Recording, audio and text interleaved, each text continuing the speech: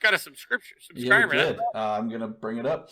Hello and welcome to Nerds of Legend. This week we're doing a little bit different of a topic this week. We're doing a little bit of a nerd collaboration discussion with OriginalGM, who you can see below me on the screen. I'm Ben, as always. Next to me is Joel, who's going to be moderating said discussion. And the bottom right is Brendan. And then in the OriginalGM screen, we have Wachi, Hupahu, and Chikala. And we're just going to kind of talk about our experiences with D&D and RPGs and all that stuff and just have a little fun little discussion time. So, Joel, will you take us off? Actually, let's start out with... I would like to thank our newest subscriber, Alex. Thanks for giving us a little bit of subscribe there. So, go ahead. I don't know why words are being weird today. That's how you said it. That's the way. Not subscriber. You went with that. Subscribe. It's all right.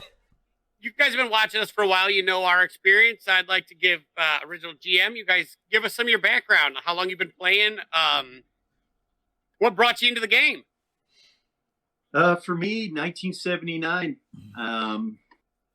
Saw my first module. Didn't really know what it was, and I was like, "What is this?" And I started looking at it, and I was like, "Wow!" And the next thing you know, I'm buying a DMG and gaming for my friends, DMing for my friends. Back in the day, that's all we did. Like in our free time, kind of like it is now. But no different. Yeah. So I don't know how many years ago that was. 70. I'm 53, so I guess it's been a while, but it's always been a part of my life in one way or another, no matter where I've lived or who was around.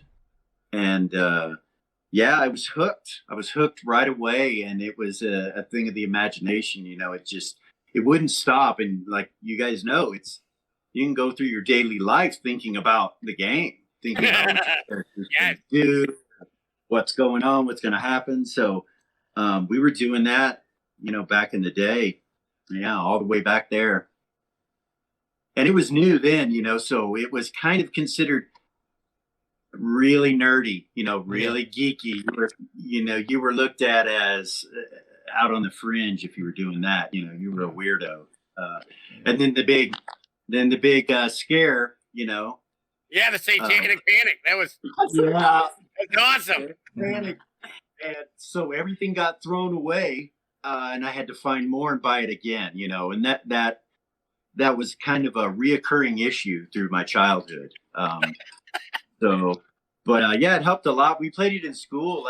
So those questions we sent you guys, we were talking about doing them together, and all of us answering, or each of us answering, or someone answering it. The first one I sent you was, what was the craziest thing you've ever done for D&D? So, oh my God, that's a great one. I told you guys last time I talked to you on the phone, I was like, I have a crazy story. So I want to address first that I do not condone any of the actions that I went through to do what I did today. Don't do what you did. Do not do what I did. I respect the lead up right now, because now I really want to know what you did. I need to hear the story. So, yeah. There's a statute of limitations. I went to a huge high school, about 1,500 kids. Oh, wow. And it was a big high school. And so we played D&D. Me and all my friends, we started a game, and we would go to, the library during our off hours. Even for lunch, we'd go to the library and play for 30 minutes or 45 minutes, whatever we could throw in, constantly playing. So we bring our books to school. And so one weekend we had this big game planned, and I forgot all the D&D books in my locker. Oh, no. And school closed. It was closed. You couldn't get in. Yeah. And so some of me and my buddies got together, and we got our ninja outfits on. I knew where this no was bullshit. going. This is a true story. We were ninjas, let me tell you. And all of the weapons, it was crazy what we did. Even eggs filled with cayenne pepper. We were very serious into this. And we broke into the school to get my Dungeons and Dragons book so that we could play that weekend. And as we're doing it, we think we got it and everything, got it in backpacks and everything. We're ready to get out of school. We see cop lights. And we're like, oh, shit. Like, that's the only reason we broke in was to get our D&D books. It wasn't to steal anything or that we didn't break anything. What year was this? Was this 79? This would have been about 84, something like that. Just to be clear, that was right about the height of the Satanic Panic when it was starting to kick up, right? It was 84, 85. Yeah, no, it was. So you were about to sacrifice the babies. That's yeah, you were a Satanist if you played Dungeons and Dragons. So the fact that you brought him into school, crazy. Like, what's that? You were a hardcore Satanist. I went to a very, very Pentecostal church. You know, jumping around, talking in tongues. Yeah. So just owning a book meant you had demons and magic at your disposal, which was horse shit. Because I fucking tried, and I never did shit. Well, I was raised Southern Baptist after I was adopted, taken from the tribe and adopted. I was raised Southern Baptist, so I get you. Yeah, same. Yeah, right there. Crazy train all the way on that one. I can't tell you how many girls I dated that were Pentecostal, though, so I know all about them. Oh, yeah, they're special. The hand up. Yep. But anyway, we broke into the school, and then when we saw cop lights, we had to hide. So we went into the basement of the school where the boiler room was, and there was an area where you could lift up a grate, and there was water. It was like a septic tank, and we went down in there and hid down in there. And there were pipes to sit on. Cops came to the whole school looking for us. We could hear their radios and their lights. They walked above us. They didn't see us. We were hidden in the dark. And then we fell asleep. What? Leaning on the poles on the wall. In boiler water. Shivering. In boiler water. That was such a journey that just dove off a cliff. You're like, and then all this shit happened. And then we fell asleep. Right? What? And then I wake up and I look over at my buddy who is out cold and I wake him up. I'm like, dude, we fell asleep. Come on. And I'm freezing, you know. So we climb out. They had already left and we were able to get out and get away with it. And all of a sudden somebody comes in. I knew it was you. Yeah, we played D&D that weekend, and me and my buddy were, of course, we had a cold. We were sniffling the whole time and sick as dogs. Oh my God, you earned that shit. We did. It was a great game, though. Yeah, it better have been. Like you should feel like actually that needed to be the most memorable session ever. Yeah, no shit. Yeah. That better have kicked ass. If somebody's like, that game sucked, you should have the right to punch him in the mouth. You're like, I'm sorry, we're going to actually fight this out. You know what I did to bring this game to you? It's kind of like if you've ever needed to steal food. Yeah. It always tastes better. Yeah. I was the rogue type for real. Basically, is what I'm telling you guys. Yeah. Yeah, that was a legit heist. Hide check, move silently check. You know. Yeah. That's awesome. Some people would probably say I had a little bit of warlock in me since, you know, the day and the time, you know. Yeah. So you failed your first stealth check, but you nat 20'd your second. Yeah. Definitely. Holy shit. None of my stories are that exciting at all. I've never done anything that exciting for D&D. So first, when I only started playing a few years ago. Like, I never ran into anybody. I'm from a small area, not now, but like I live in Naperville, which is the second biggest city in Illinois.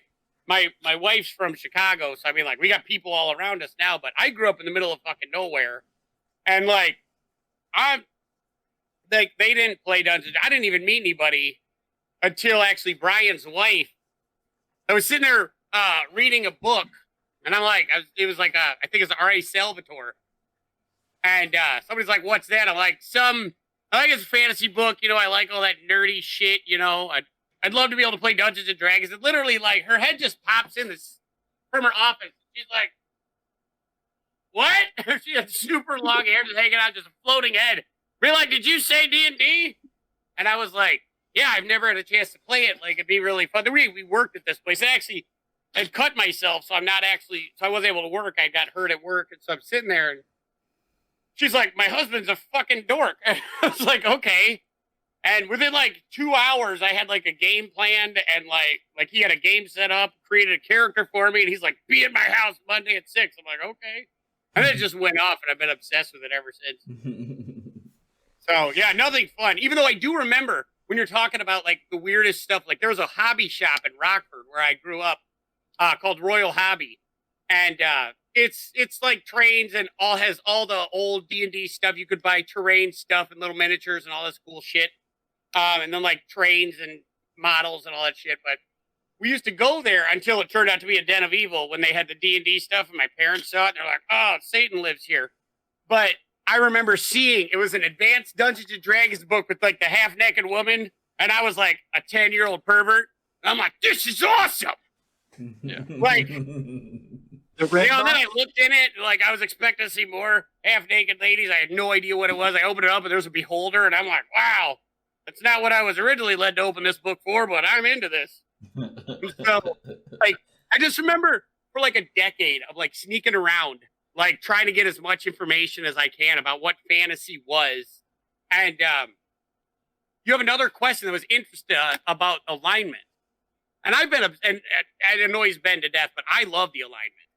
I like the way, like, you are what you are, and I love it. I always have. Look at Ben looking at me like, what? No, I do. I don't know what you mean by that. I like the fact of knowing like lawful means that you're going to do this, and you know, I like that. Argue about the differences, but who doesn't? So check it out. The way that we do alignment is really unique, I think, and I haven't met anyone else that does it. Alignments exist, and of course, there's certain classes that you have to keep a certain alignment to stay in that class. The old original AD&D rules, and since we play that, one thing I always tell my players is remember, you could have a chaotic evil bartender that's never committed an evil act in his whole life. Right. And the reason why is your brain is what makes you what you are. That's where it's at. And what you appear on the outside may not be chaotic evil because you don't want to get arrested, right? If there's people, certain people that are going to be akin to doing something wrong are not going to just do it out in the open. They may think about it their whole lives and never do it. just thinking of that one person in their basement, like that's how we play alignment. So you don't have to be. So you're saying my intrusive thoughts are what gets my are what decides what my alignment is? There's no way to do anything ever unless you think about it first. It starts in the mind. Everything starts in the mind by a thought, and that That's so thought much does better. not have to be given to others. I mean, I'm not going to tell you what fetish I have, right? So that was question 11. Oh, I don't know. Let me slow down. If we had time. Yeah. If we have time. We're getting to fetishes in a little bit, but I mean, not right now. But you get my point. Yeah. Alignment is based in that, and it's based in how you play your character. We do it to where until your Lord level, you get a warning before you switch to the halfway point between the two alignments, which gives you no alignment tongue while you're there. You get a warning before you go there, and then if you do something again, then you go there, and then if you do something again, then you switch alignments. So there's like a long process. And between point A and point B of switching from one alignment to the other, you will lose a level. So, and if you're a certain class that does not is not able to be what the alignment is that you had, then you lose whatever that is. So the barbarian it keeps it lawful or fallen paladins and all that. See, yeah. So paladins in our world can be lawful good, or you can have an anti-paladin that's lawful evil. Yeah. It's not chaotic. It's lawful. It's the two lawful sides. The duality. So you can meet an anti-paladin that's lawful evil, and you might think he's a good guy because he has a lot of honor and he has a code that he goes by. You never see as evil, So it just depends on how you play your character. Until you're on the battlefield, and all of a sudden he's just like. Stab. Right. Then you see him break his sword across the ground with a smile and kill the guy with one hit point and kind of laugh at it. You might realize he's evil. You don't know. You just think he's lawful. So we have fun with that. The things that I like is I've always interpreted for 5e alignments kind of as like selfless versus selfish. Mm-hmm. And that's how I've always interpreted it, is like the good is going to do what is best for the group, while the evil is going to do what's best for themselves. And the neutral are like, fuck everybody. But I've thought, like, I've always liked it, but I've looked at it like, I like to play, like, I'm writing a story right now, and I have a lot of characters that are, I have two distinct differences. I have a lawful evil cleric who is accompanied by a true neutral. Yeah, it's Ben's character from a game we played. And then we have a true neutral, like, sorcerer, psychic cat. I thought who's like a murder machine. Yeah, I thought And- Mr. Whiskers was chaotic evil. Was he not? No, Mr. Whiskers is whatever he needs to be. He's Sure. he doesn't have ADHD. He has whatever he wants.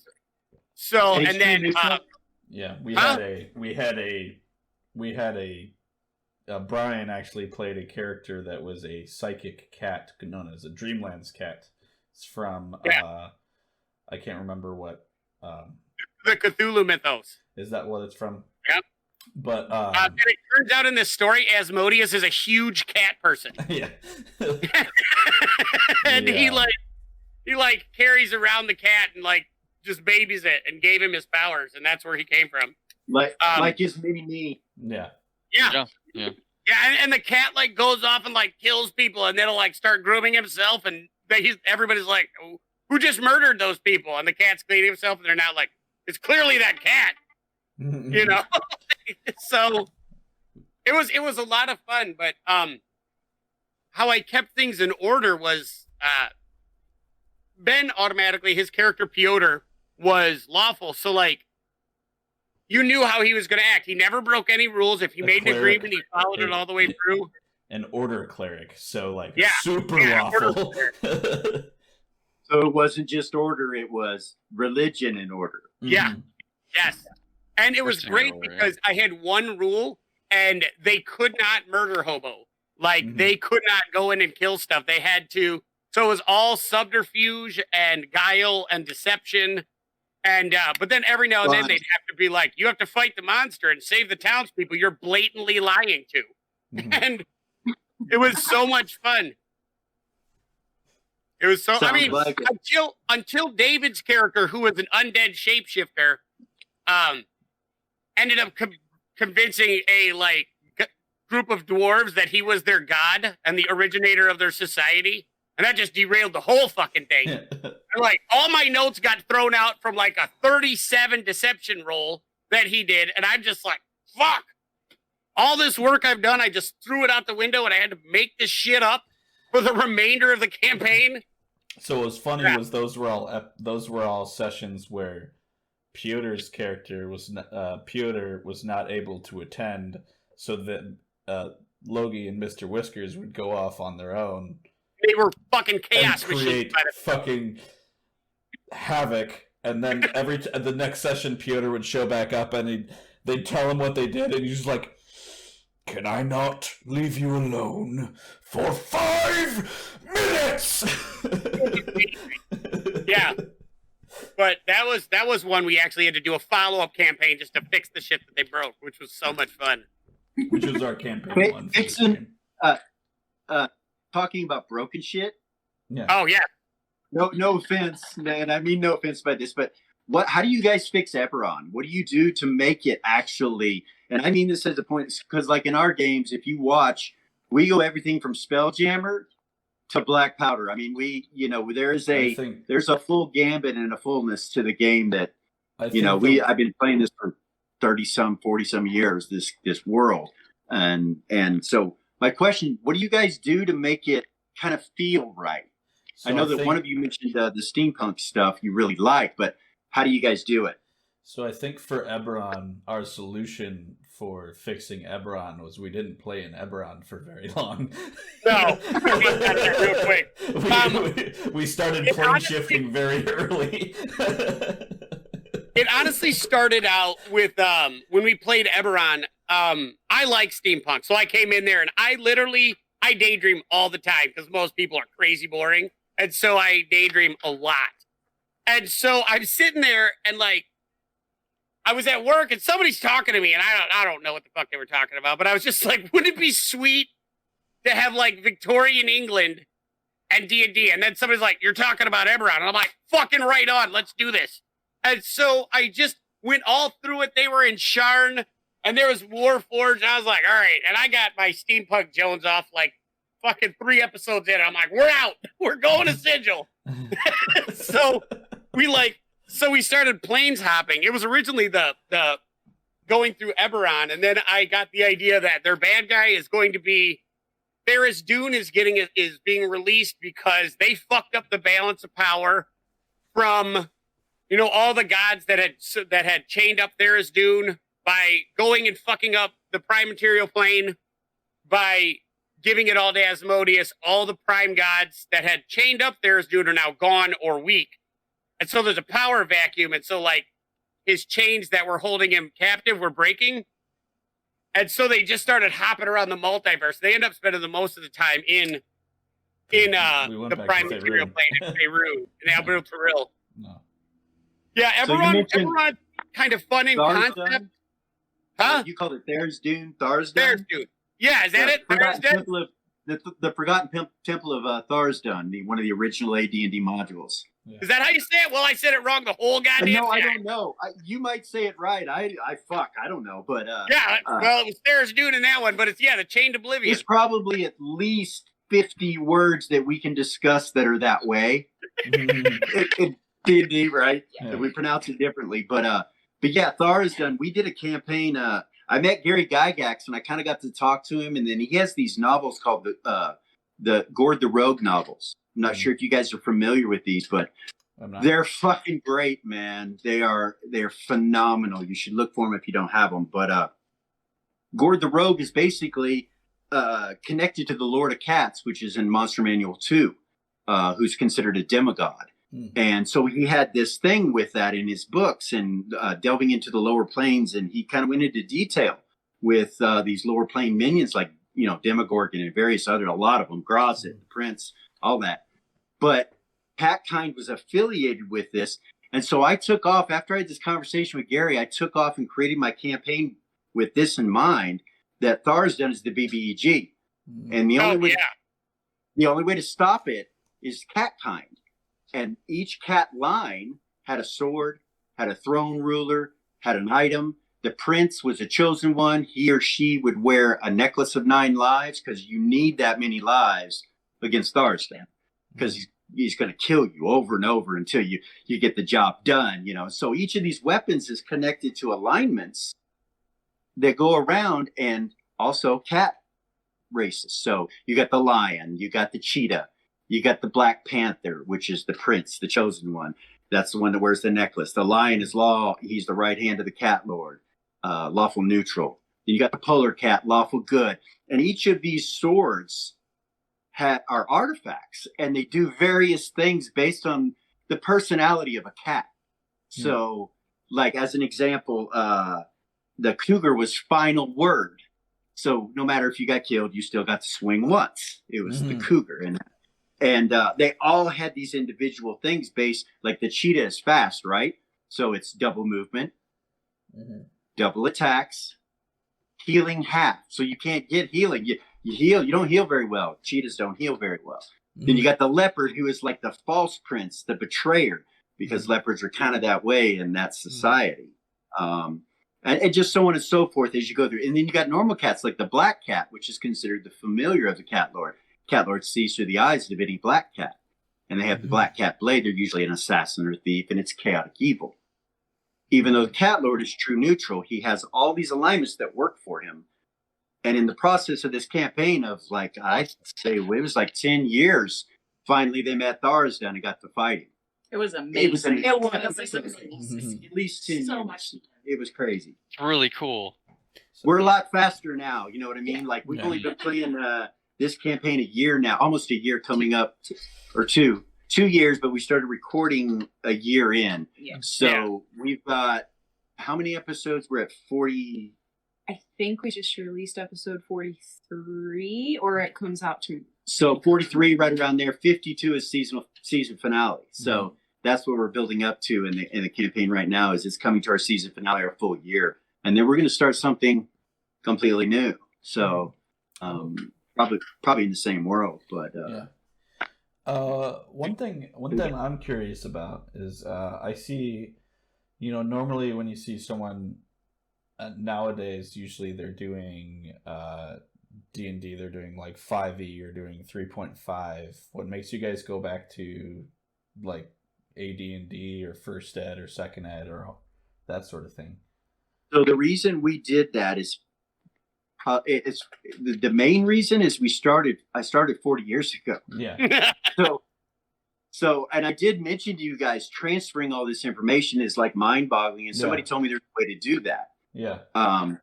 But what we did in that 40 years, there's probably 3 different DMs, and so there were a lot of house rules and agreements brought in, and also game progression, how we roll combat, how we do certain things was all changed from those original rules slightly to make things go quicker. Yeah. Because one of the big things with that is it takes so fucking long to go through combat. So we thought we would do it in a different way. And so if you watch our show, you'll see that it is quicker. All spellcasters go on. So there's a 10 initiative, and all spellcasters go on one segment. Yeah. Per spell, like a first level spell is 1 segment, second level spell is 2 segments, third level spell is 3 segments, and there's 10 segments in a round. And so we roll a 10-sider. If a caster continues over the top of 10 into the next round, they don't roll initiative.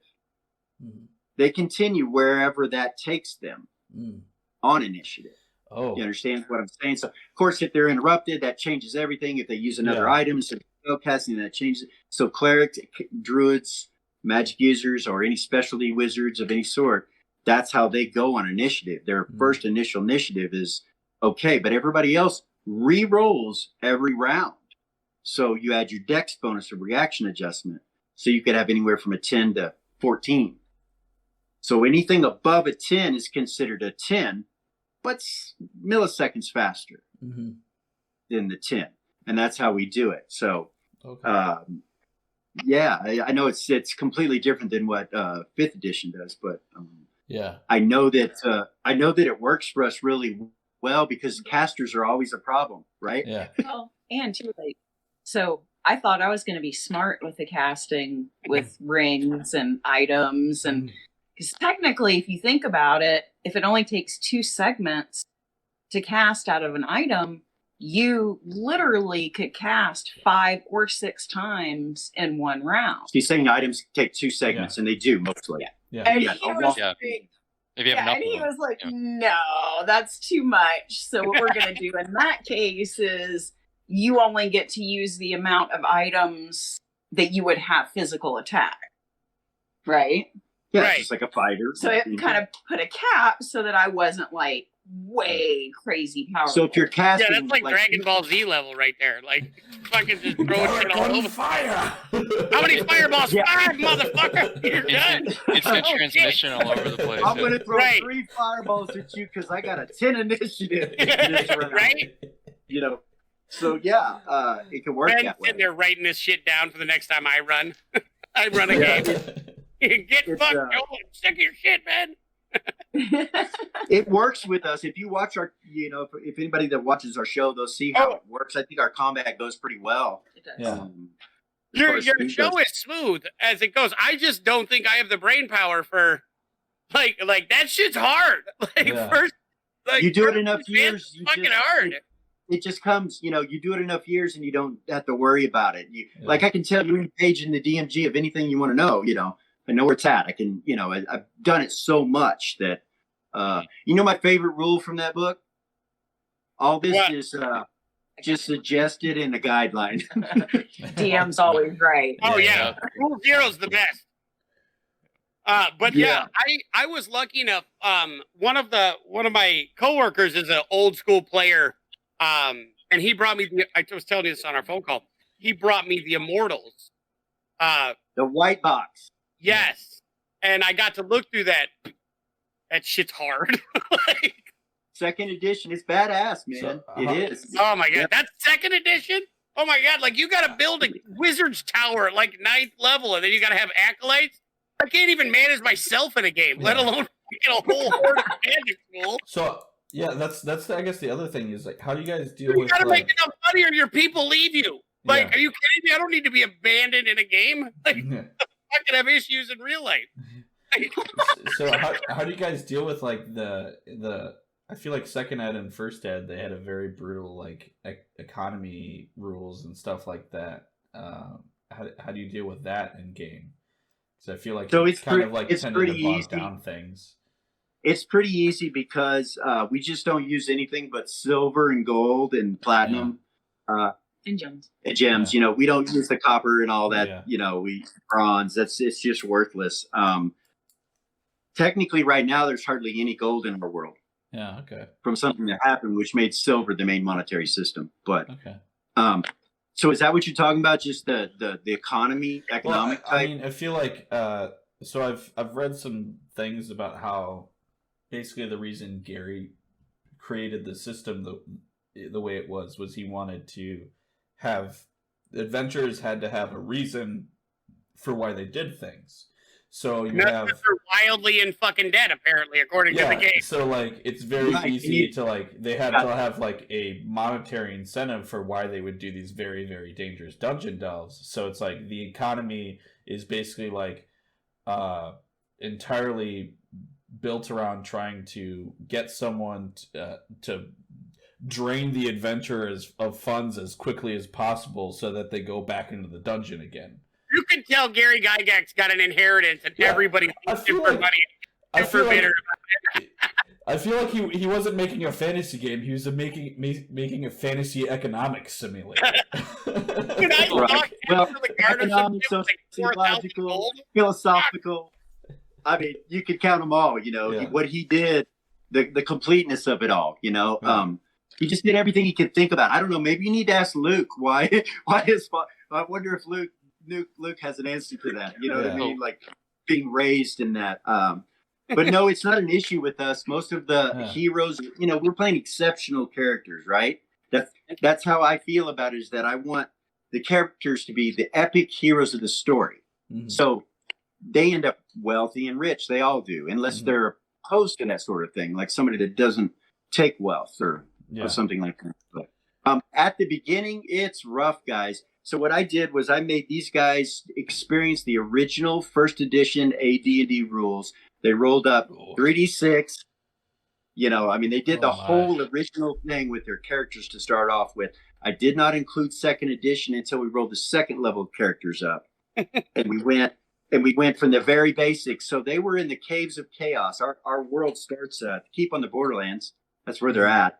They rename it Beacon, but they go to the Caves of Chaos and come back, and go to Caves of Chaos and come back. It was rough, and you could die. I mean, there was food, water, bathroom breaks. I mean, if you didn't do the whole thing, I mean, that was very strict. If we didn't go to the bathroom, we got sick. Yeah, if they didn't eat right, if they didn't sleep, But now they're epic level. They're legendary.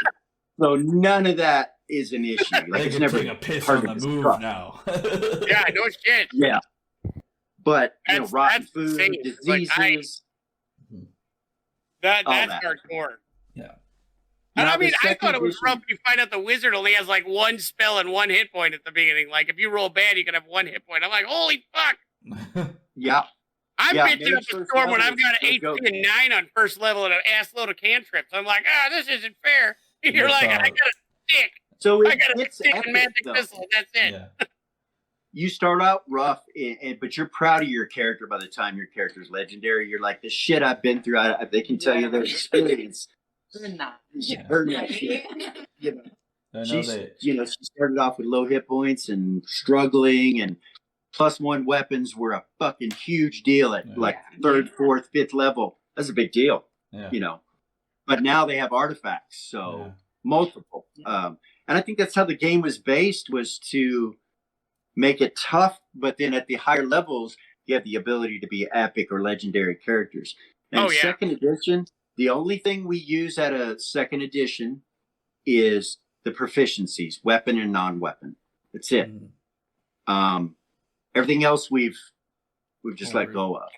We don't use it because it doesn't work. You know what I mean? If you try to try to use them both. We do spells too for clerics. We do spells, but out of the second edition. Yeah. But yeah, and it all works. It's from years of not having any other choice and creating your own system. Do you understand? Like it's a thing. So most of the characters at high level have, besides their saving throws, they also have magic resistance. Yeah. Everybody usually at high levels gets some sort of magic resistance, so you'll be immune to a spell or a thing. Right. Not just resistance, but like immunity. What's that? Not just resistance, but like immunity, like full immunity, like hitting the face with a fireball and you walk it off type shit. Yeah. So the way that the saves that's all I got. You make it, you're done. And against the demon lords. Yeah. A lot of the monsters crazy. You'll look and see Gary created a lot of the monsters with a magic resistance, a base magic resistance that they have. And so we just transferred that over. Why wouldn't you, to the player characters as well? With certain artifacts or items or whatever they might be. And in my world, if you have an artifact, there's something fucked up. Trust me. Yeah.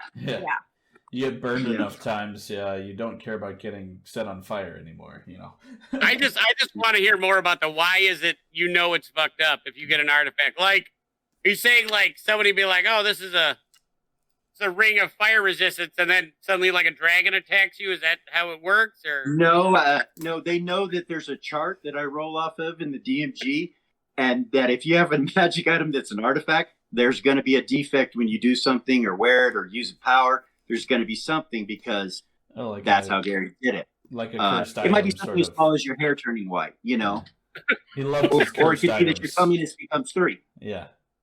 Your looks, your charisma, and comeliness are 3. So we use charisma and comeliness from unearthed. So we have 7 stats instead of 6. Mm-hmm. Oh my god. That sounds like you take them on a journey. Yeah. That sounds like it's like phones up, like make sure you're paying 100% attention because it sounds like you're absolutely. Yeah. I'm sitting there being like part of me's listening to him like, why are you angry at your players? Right? They do really well. They're because they're really scared of death.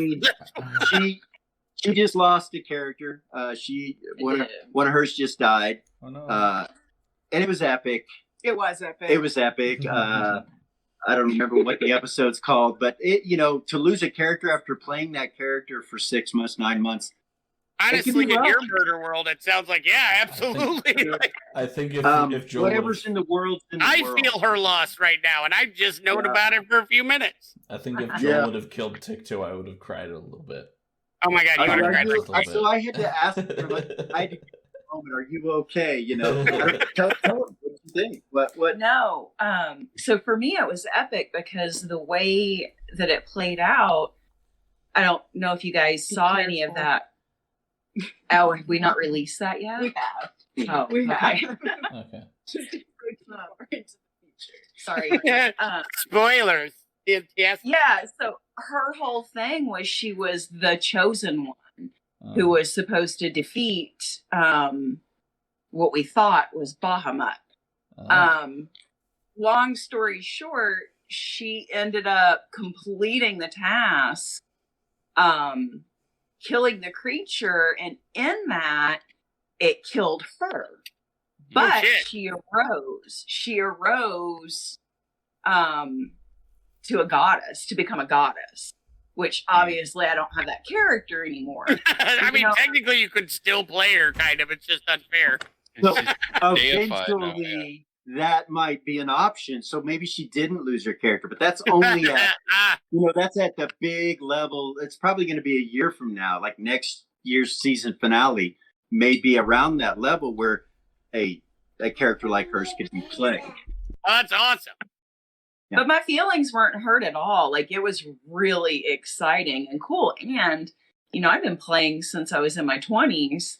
I've never had a character arise. I've seen other people have characters arise to be avatars, to be demigods, I've never had that experience. So my feelings weren't hurt. I thought it was fucking epic.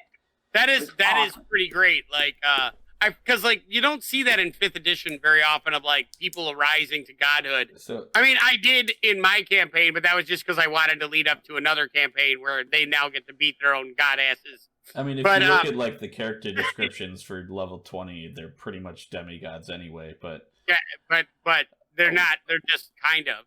One thing I was confused by during your story. Sorry, I was a little distracted because my kid decided to run in the room. I saw. Yeah, playing with some Play-Doh. Cool. So I heard you say that you were trying to kill Bahamut. Why were you trying to kill Bahamut? Are you guys evil campaign? No. No. Go ahead. No, we just hate dragons. Oh, I see. Take it. Bahamut decided that he was going to kill millions of people on our planet to balance things out because they were unsavable. So we decided he was the evil one. Yeah, that seems like his thing was all human beings. All right. Wow. All right. I understand now. He was very. Someone's getting their campaign ideas out of the Bible. Yeah. Someone went Old Testament on somebody. Bahamut went full Old Testament. In the fashion that Dragonkind are the only, they're the only ones that in his mind needed to survive because mankind was ripping shit up. There's a big long story behind it, but she didn't kill just Bahamut. No. She killed Bahamut and Tiamat in an egg. They had become. Go ahead, you tell them. They become an egg. What happened was Tiamat's soul was trapped in a blade, and the blade got smashed with another soul-sucking blade. And then that same blade hit Bahamut, and so the soul of Tiamat went into Bahamut, and then they became an egg, and they fought. They fought, and then they just became an egg, like they were being reborn. And we ended up finding the egg. So you're gonna end up with a neutral dragon, which would be Tiamat. You're gonna end up a common of the two dragons. Tiamat, that's cool. Basically, you're going to end up with a neutral dragon, which would be bad news for everybody. A neutral dragon that just doesn't give a fuck. Yeah. The Ray and Velia Shadow sessions. Look at that one, and you'll see that's when she dies. Okay. So we do sessions, and then we'll have shadow sessions just appear randomly within our season, and those are sessions of particular characters, whether it be an NPC that a player character goes along with on a little quest. And what that's for is we may be busy and I may only be able to play with one or the other. So we'll do a session together, even though the other one can't have that session at that time. Mm-hmm. Feel me? Yeah. So it's personal goals of the characters that they want to accomplish. They get to go with the DM and without any other characters around, players around, and do their thing. Those are always good quests. Those are so much fun. I need to. So I don't know how much you guys have watched of my DMing so far. I started about a month ago, or 2 months ago. I guess now. Wow. DMing our current campaign. And, the Candlekeep. Yeah, Candlekeep. And I am a newbie DM compared to everyone in our group. And I'm just a storyteller. Like I don't even know if I follow any lore. I just make it up. You just like if you'd be happy if we didn't have any encounters ever and we could just role play all day. Correct. Correct. And then randomly I just throw whatever the fuck I make up at you. Yes. Honestly, I've role played so long they're like, can we fight something? No. Shut up. No, I have to tell my story. I like storytelling. Like I am very much a storyteller. That's what it's about, really. Yeah. So, but apparently the players want to do something, and I'm like, shut up, nerds. No. I have a barbarian. Barbarian wants to hit things. Like, come on, man. Here's a magic sword. Be quiet. I didn't spec my character. I didn't spec my character for non-combat. So, give me a little bit of something. Come on. So we had a question about what's your favorite character? What's your favorite character class? And what's your favorite character race? Brandon, I want to hear what yours is.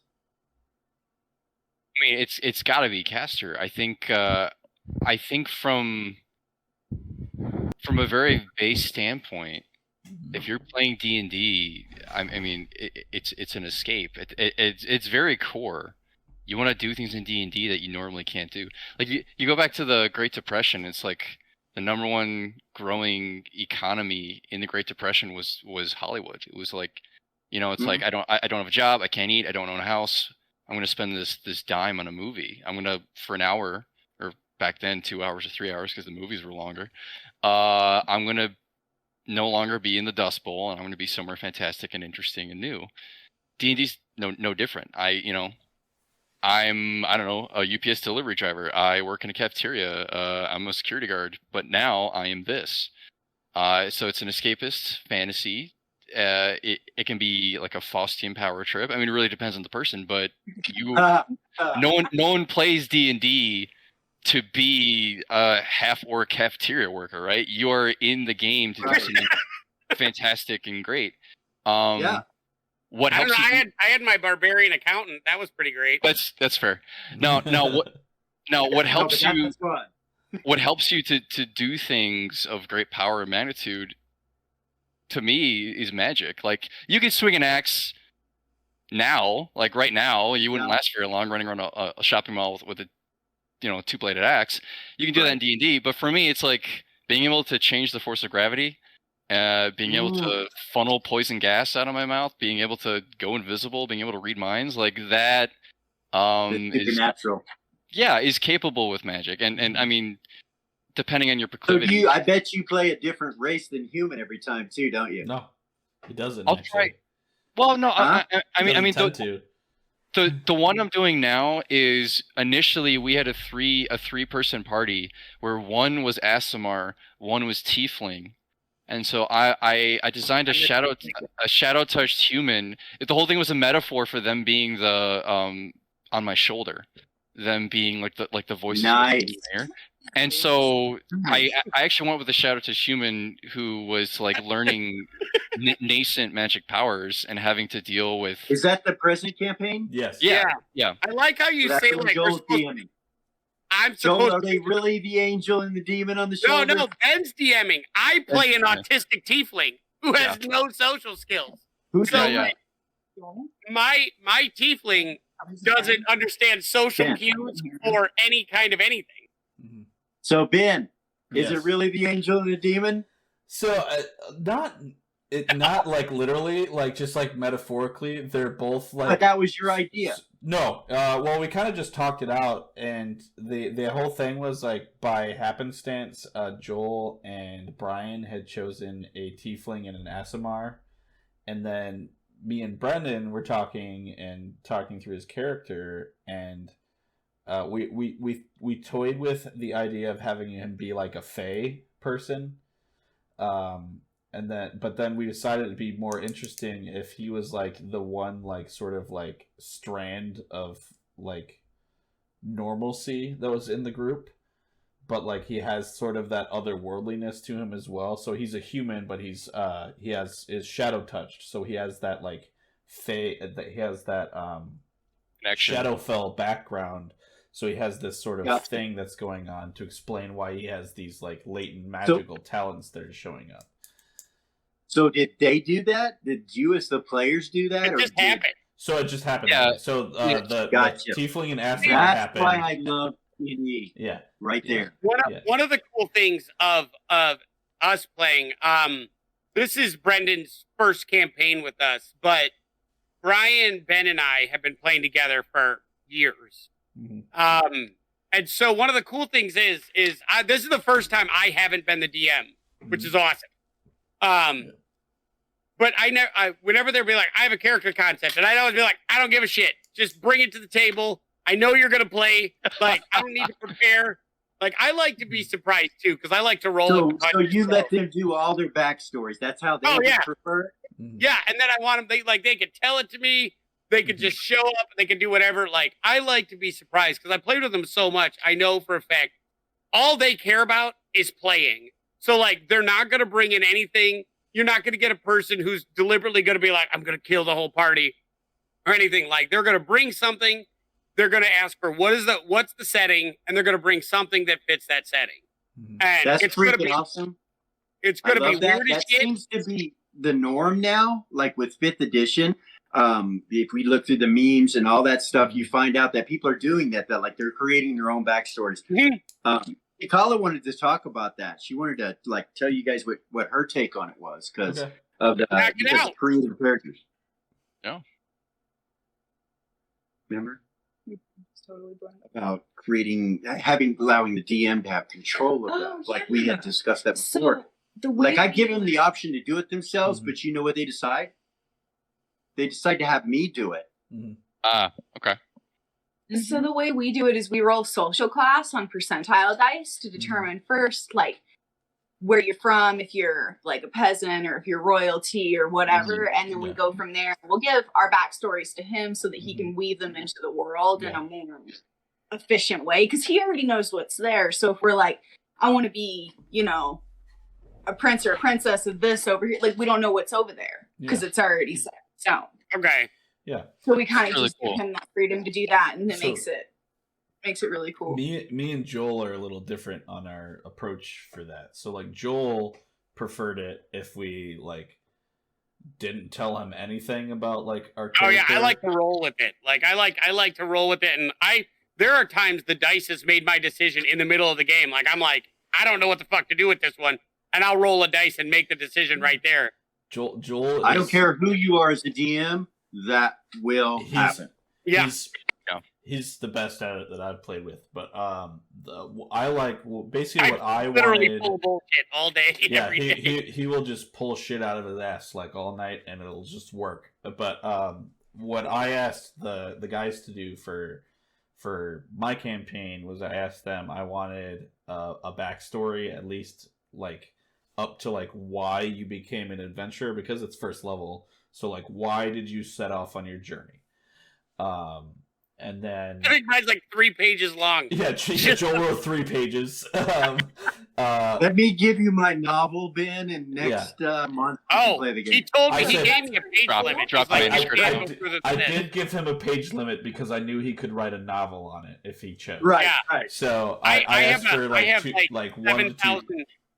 I have like 7,000 words on like a 2-minute interaction that Ben and I had when I was writing our last campaign into a story. Like, I think I have 7,500 words on just an interaction. It was like, you want to take souls? And he's like, fuck yeah.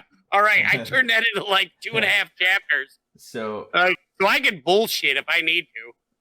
So what I did was I made I wanted them to have their sort of like people that they're connected to, sort of their like, maybe they're connected to like a group, mob, or like a person.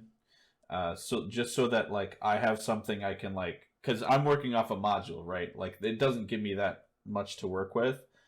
But like if I have these little like names and things, I can like sprinkle that into the module, and then it adds a little bit more of a personal thing for each character, which I've started to do. Our most recent episode, Joel's character went. We went to visit his his adoptive mother to perform a resurrection, and shenanigans ensued, and what shenanigans? She just took her clothes off and brought her back from the dead. There was no shenanigans. She just got naked and brought somebody back. She's like, I basically like changed all the details he had like told me in his backstory, because I was doing it on the fly about like this person. Oh yeah, he made her an old lady. She was like she was supposed to be a middle-aged human. I turned her into an old like. Yeah, she's supposed to be like like roughly my age, like mid-40s. Like you're like, she's 90. No. Yeah, it was funnier my way. Yeah, what? He turned her into an anime grandmother. I did. One of the things that we do with backstories too, that we did with like our second characters that we rolled up, is so we start at 0 level. And we'll actually play out our backstories as 0 level and go through, and like that'll decide your alignment, where you started the game at, all of that stuff. And that was that's I've wanted to do that. Yeah, same here. There's Yeah. Is that like Dungeon Siege? You know, like you're just a farmer and then you have to pick up a stick and start hitting stuff, and now you're better at hitting stuff. so there's this. That's fucking awesome. I wanted to play a game like that so bad. There's this. So like, if you look in Unearthed, the original Advanced Dungeons & Dragons Unearthed Arcana, you'll see that they have the rules for 0-level characters to roll up. So you can play that out. You can get things called insights and great insights. So and bonus non-weapon proficiencies that you wouldn't normally get, but you get because you roll so high during your gameplay of your 0 level. It's like some of them, they have abilities that they'll never use, and then they've got abilities that they gained that they would have never gained because the 0 level campaign that they did. So this is really fun. I love that part of it. It also determines your stats, your class, your alignment. Yeah, you're in charge of all of it By how you act. Yeah, that determines what your class becomes and your alignment and all of it. It was a lot of fun. That sounds like a blast. The Twinks of Beacon series, we're going to post up eventually, and we may have already done that, but we talked about it. I don't know if we did, but post up our process from 0 level or do a video and show people how to do from 0 level to first. And you can put that in, like, you know, if there's multiple players, if you got 3 players, you can put that into 3 sessions with all of them together at the same time, going off in their own different directions, whatever they're doing. Like if they want training as a wizard, they're going to have to go to wizard find a wizard. Find a wizard. No, cool. Something or a magic user. So cool. So yours was human mage right now. I really wasn't saying like what's your favorite class right now and race right now, but because I could choose, we could choose characters, what your favorite character is, but overall, what is what are all your guys' favorite characters and races and classes? I would say that, well, disclaimer, I'm a perma DM, so this is the first time I've actually played a game, and probably, not counting like Gen Con, probably the first time I've been in a campaign since college. This is probably like 2015. The character I'm playing now is someone from a magically gifted family that their sister was given position and nepotism and stature in society, and he was sort of given away in an apprenticeship because the family didn't have enough money. And what they didn't know is that he was consigned to a front for a criminal organization. So he's been trained his entire youth to break into a specific place. And so now that he's free due to entropy, is trying to figure out his latent magic abilities. So he's a rogue. Yeah. So he's multi-class because he's 2 now. But yeah. But I like casters by preference are my favorite because of the reasons I had said.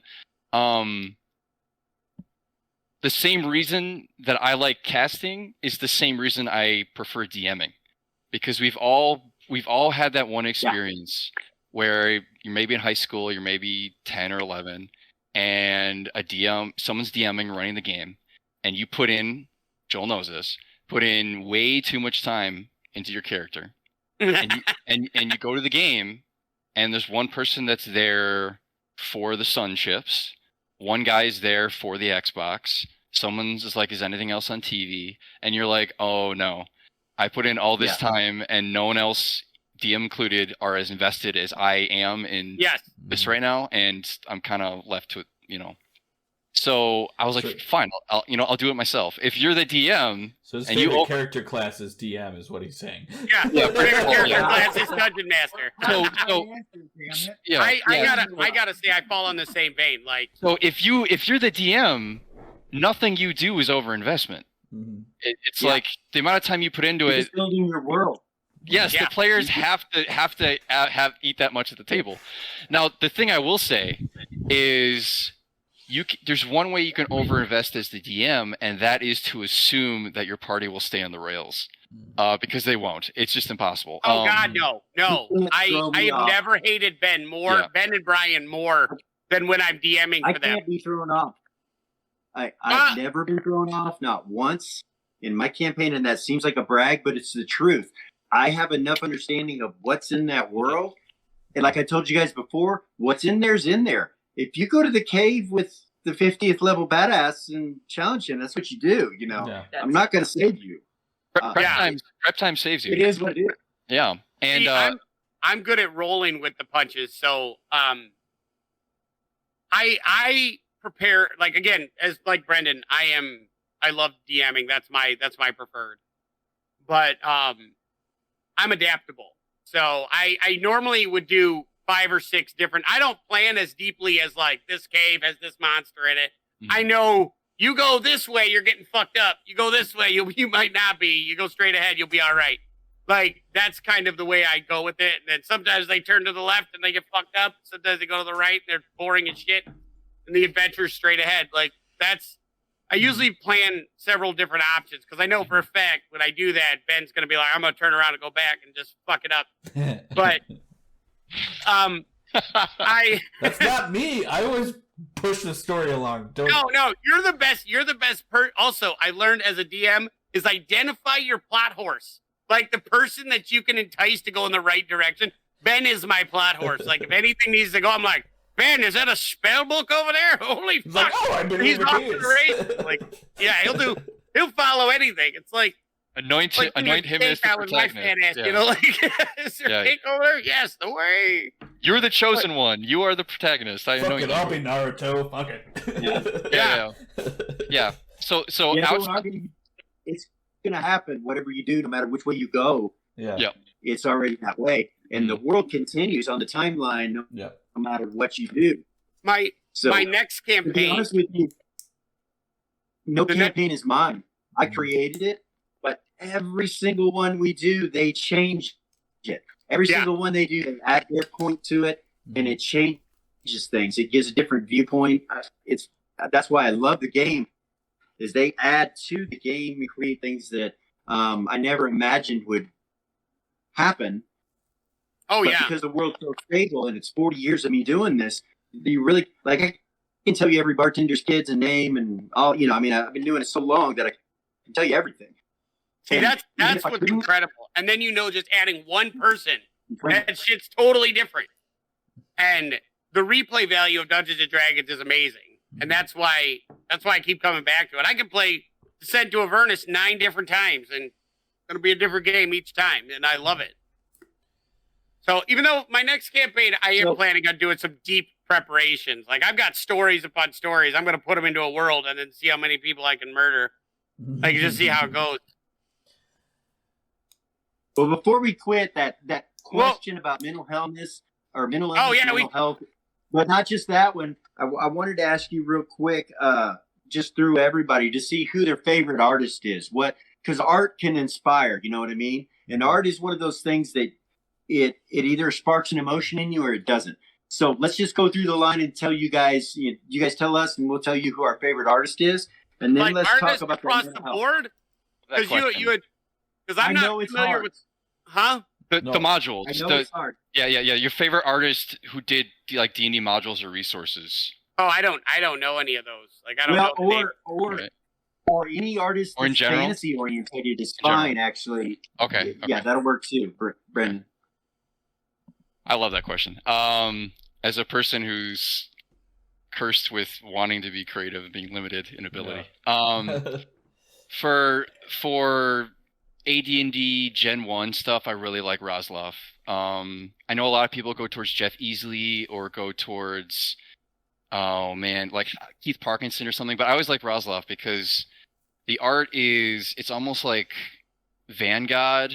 It's very, like when TSR didn't have a lot of money, he did a lot of interior work with just inks. He did some work for the cover modules, but as you go into like the Dungeoneering guide, he did the majority of the Dungeoneering guide book. His style sort of evolved. It was a little bit of high fantasy, but there was still that simulation aspect. If you look at second ed as it goes into third, the characters become paragons. They become larger than life. It's like, avatars. Yeah, avatars.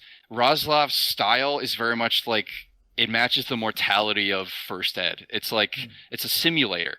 You have Was he armor go ahead. Was he the red box artist? He did mainly interior work, and then he did some modules. He was not the red box artist, but it was just from a functional perspective. Anatomies were not divine. It was a very sort of realistic yet iconographic style. I really enjoyed. If you're talking about a style that, like an artist that determined an entire campaign setting or an entire mentality, I have to say Gerald Brom, who is the voice, the vision for Dark Sun. Like the entire campaign setting. That was amazing. He just set the entire tone for what that was. For sure. Magic, and Neva and all of that. The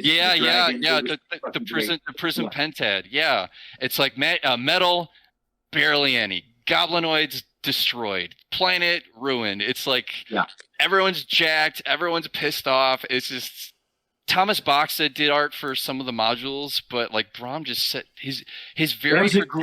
It was a great setting. I played it and DM'd it both. It was a great setting. Oh, it's so much fun. Yeah. So I'll go next. My favorite was Jeff D. Yeah. I happen to be an acquaintance with him. I know him, and he's a friend of mine. But this is the cool thing about Jeff D. is long ago when I first started looking through things, that's the art that I saw. And it sparked. So it has this feeling, even though it's old school. And he even did some, some outlines, and like he did the Ditches and Demigods, the Melniabone, the Cthulhu, the Norse, all that is him. And he's an amazing artist. So I like him because he sparked that in me initially. But really, Larry Elmore is in my heart. The Kryn books. I don't know if you got. I can't. I just can't let him go. So he's my favorite. And my other is inappropriate to talk about. But amazing. I know Chikala might mention it though. What's your favorite? Go ahead. Tell me. It's gonna blow your mind. It's what is his name? Luis Royo. Is that how you say it? Luis Royo. It's very adult, but like not safe for work if you're googling it. Yeah, 100%. Yeah, he's amazing. It's beautiful, and it actually makes you feel something, which is really cool. Yeah, it's similar to Frazetta. A lot of Frazetta's work is latently erotic. A lot of but still, it's still kind of like Boris Vallejo, but Vallejo, who's your favorite? My favorite fantasy artist is Chikala.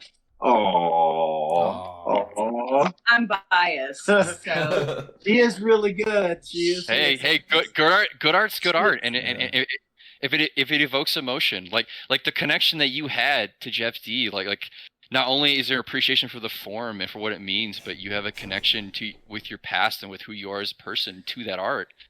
Like if emotion evokes something from you, that's what art does. That is art teach individual. That's why beauty is in the eye of the beholder. Absolutely. No, I've never been a beholder that has beauty coming out of its mouth. That's fair. I would say my favorite is apologies, I don't know the names of the artists, but I did watch that Amazon documentary about the Eye of the Beholder, and I thought I watched that one too. That was awesome. The guy that has basically been their dragon guy from the beginning. He basically was the tradition. Yeah. He Elmore. I think you're talking about Elmore, right? It's probably Elmore. So. Yeah. He also did. Yeah, he did the Red Box, I think. Yeah, that's right. So he did the Red Box, but he was also he basically created all of the concepts for the different dragon colors, but he didn't just make it because before that there was just you had Smog, there's red dragon, but then he's all right, the black dragon is not going to be the same as the red one, and he just actually was amazing about it, and I think that was really really cool when I was watching that, because Elmore was the dragon guy.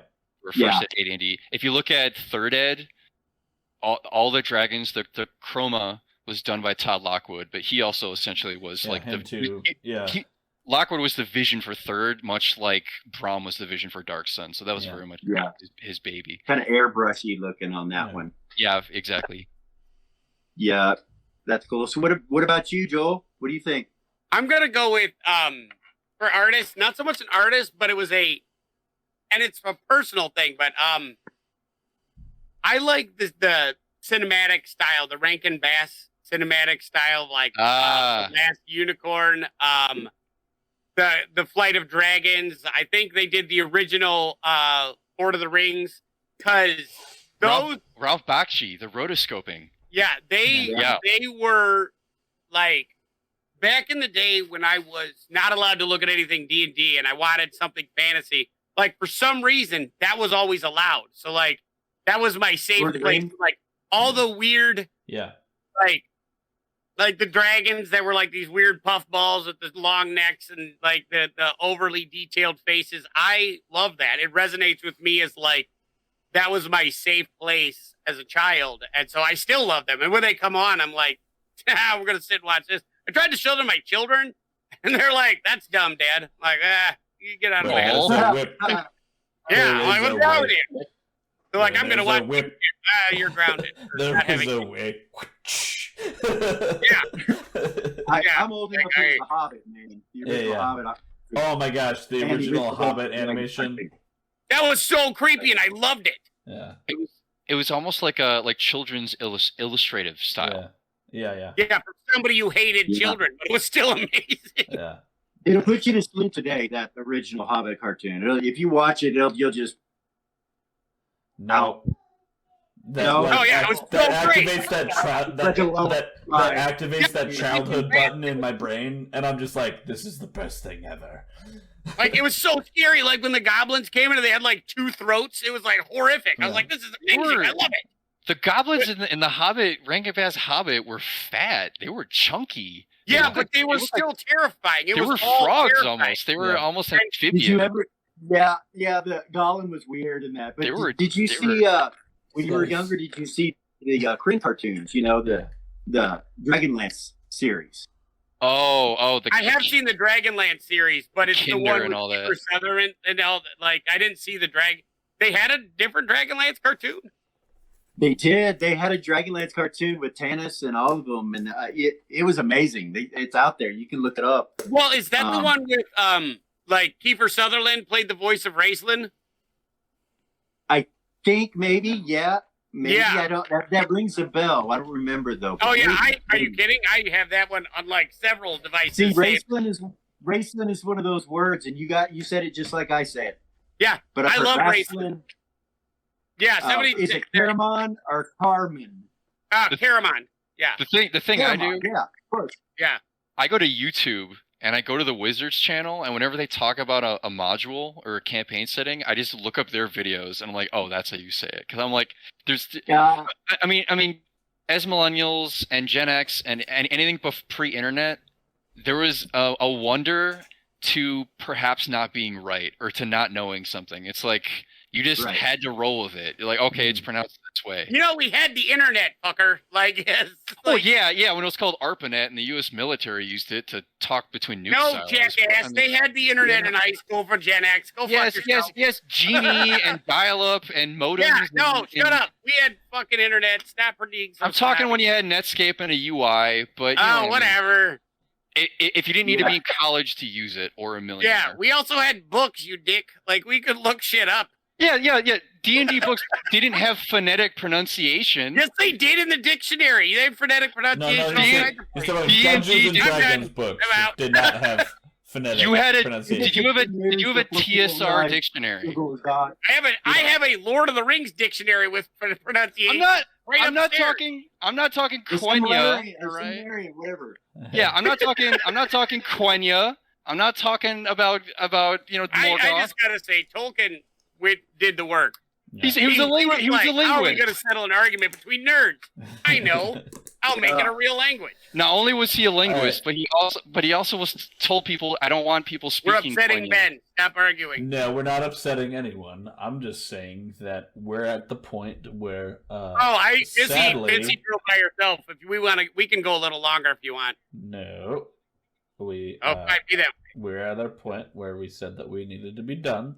Sadly, we will probably have another discussion I soon. really would love We didn't to get to know reconnect health and do questions, this I think. again. Right. I think We only got we through all half know the what- questions, so. Anyways, we're coming up on time, so we're gonna wrap it up here, and we're probably gonna look into doing another session like this, or a collab, or maybe we'll do Oh my god, that would be fun. do some Call of Cthulhu or whatever, and We should game together. definitely. I don't- We're I'm gonna not- talk these- about it. I'm a psychologist. These two are engineers. Like, they could handle the numbers. I am afraid of math, which is why I went into people. Yeah. So I don't know if I've got the brain power for that. Yeah. So I'd be willing. I'd definitely be willing to do it. Joel goes into people. Yeah. Yeah. We'll talk about doing another collaboration because I think this was really good, and we didn't Oh my even God, get through this half was the one of the more questions fun. that we agreed to talk about. So Which we totally Right. It's all good. yeah, so great. We covered a lot of time. so We'd like to thank you guys for shouting out to us. We appreciated it. It was a great fit.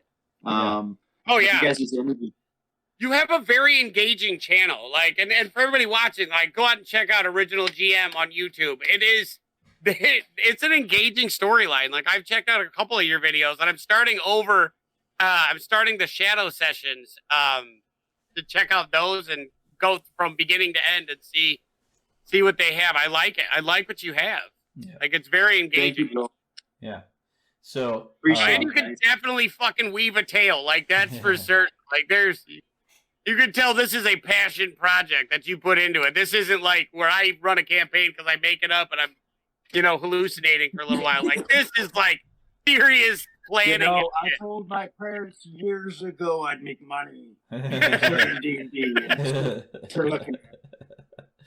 so You watch one day, I'll tell stories. again, My thank channel has you. exploded, you guys. I don't know what's going on. We reached like 150,000 in 30 days. We're on Instagram. It's crazy. I don't know what's happening. Something's happening. Yeah. Shit. We're not doing anything different. We're just doing what we always do. So Hey, we're excited. Serendipity. It's paying off. Yeah. Consistency and that algorithm, once it falls in love with you, sticks with you. So So let's do some Cthulhu or something. This has been the first time we've been live. Yeah. They were nervous about it. I think they're good now. Yeah. oh, they were so fun. Yeah. We all You guys live are great. together, so we're a band. We do music. That was our other passion, was music, and that's what we do. But besides D&D, but we're always available. So let us know if you guys want a game and do something. Let us know. I do haven't Call of Cthulhu in a played- heartbeat. I played 3 times since 1996. So Well, about to be 4. Brendan, get your nerd hat. I would love to. Yeah, we'll do. I would be honored. Yeah. So again, we're gonna try and thank you again, Original GM, for joining us. As always, check our social medias. Check out Original GM's social medias. Where can they find you? You can find us on YouTube at Original GM, or you can find us on Instagram the same. We got a TikTok, but we don't do much with it anymore. I don't think. I remember how to log on to the damn. We used to do it Been there. from adventure. It's somewhere out there, but yeah, no, Instagram and YouTube. YouTube's where we'd like you to go. So Yeah. So as always, we'll be back again on Wednesday. We'll be continuing Candlekeep, and then on Monday we will be talking about. Since I forgot to bring it up on last week, we will be discussing the book The Dark Prism by Brent Weeks as a fan suggestion from one of our fans, Nate. Our first fan suggestion. It's a really great book. I already finished it, and it was like chef's kiss. I loved every second of it, so I'm really excited to talk about it. But again, thank you guys for joining us. Good. And Brandon, get ready for a Call of Cthulhu on Halloween or somewhere near that. Ooh, Oh my God. we could probably talk about it. Theme it. Let's talk about it. Let's talk back and forth, fellas. We'll talk offline about plans for future. I think this is going to be a really good collaboration, and we'll continue it in the future. Again, thanks everybody for watching, and we'll see you again on Wednesday. All right.